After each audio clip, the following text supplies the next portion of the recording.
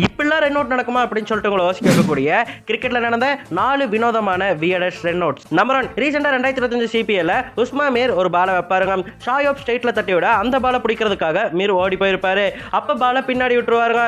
சரி பால் எடுப்போம் அப்படின்னு சொல்லிட்டு திரும்பி பார்த்தா பின்னாடி ஸ்டெம்ப் 4 புலம்பு கிடக்கும். ரன் அவுட் ஆகியிருப்பாரு அசானா கான். எப்படின்னு கேட்டீங்கன்னா ஷாயோப் தட்டி விட்ட பாலை பிடிக்க போகும்போது அவருடைய காலில் பட்டு அவருக்கே தெரியாம ஸ்டெம்ப்ல போய் பட்டிருக்கும் நான் ஸ்ட்ரைக்கர் ரன்ல. அப்ப நான் ஸ்ட்ரைக்கர் கிரீஸை விட்டு வெளியே நின்றுட்டு இருந்திருப்பாரு.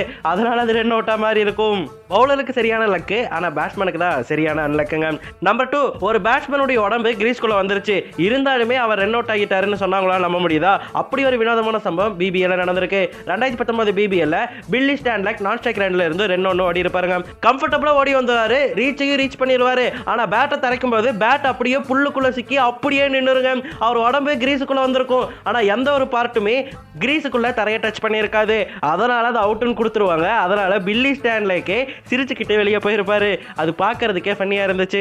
நம்பர் 3, எங்கோ போன மாரியாத்தா என் மேல வந்து ஏறாத்தா அப்படிங்கிற மாதிரி ஒரு ரன் அவுட் ஒன்று ஆகியிருக்கு. அதுவும் ரசலுக்கு. என்ன நடந்துச்சுன்னு கேட்டீங்கன்னா, ஆண்ட்ரே ரசல் 2022 பிபிஎல்ல ஆடிட்டு இருக்கும்போது அவர் ஒரு சிங்கிள் அடிச்சுட்டு போயிருப்பாருங்க. கம்ஃபர்டபுளா நான் ஸ்ட்ரைக் ரெண்டுக்கு தான் போயிருப்பாரு.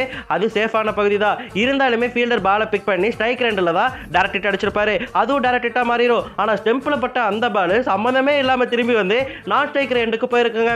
அங்கே ஆண்ட்ரே ரசல் நம்ம சேஃப் எண்டுக்கு தான் போயிட்டு இருக்கோம், அதனால ஸ்லோவா ஆடுவோம் அப்படின்னு சொல்லிட்டு ஜாகிங் போயிட்டு இருந்திருப்பாரு. ஆனா அந்த பால் டைரக்டா ஸ்டெம்ப்லயே வந்து பட்டு இருக்கும். அவருக்கே தெரியாம, யாருக்குமே புரிஞ்சிருக்காது. ரசல் கிரீஸ்குள்ளேயே வந்திருக்க மாட்டாரு.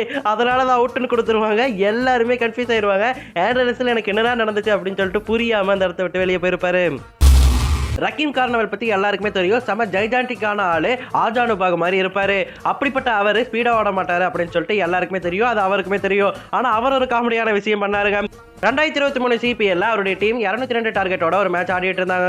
அப்போ ஓப்பனரா இவர் ஃபர்ஸ்ட் பால் தாங்க பிடிச்சிருப்பாரு.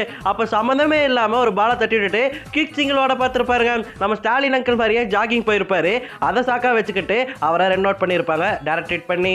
தலை நீ நின்னடிச்சாலே 40 பாலுக்கு செஞ்சுரி அடிக்கிறாரு, நீ எதுக்கு சிங்கிள்லாம் ஆடுற அப்படின்னு சொல்லிட்டு தான் கேட்கற மாதிரி இருந்துச்சு. சரி மக்களே, உங்களுக்கு ஒரு கேள்வி.